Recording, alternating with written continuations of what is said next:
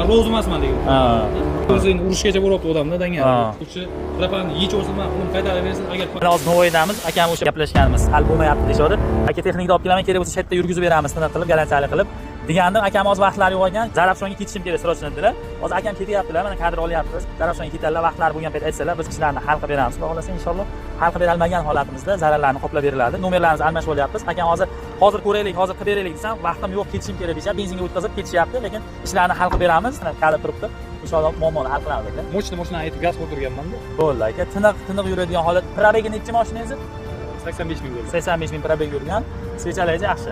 Hammasini ko'rsatib kelaman. Ko'rsatib keldingiz. Motorda o'sha svechlarni o'chtirib, bobina hammasini ko'rdi injektorlargacha.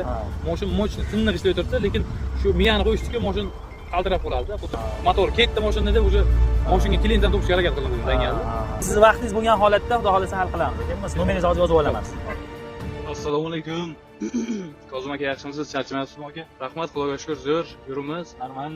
Hech qanaqa problema yo'q. Chotki qilib yurimiz, minib ishlayapti zo'r.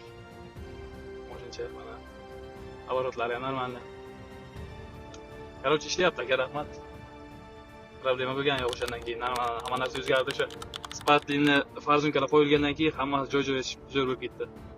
Yurishlari ham mashina. Rahmat aka.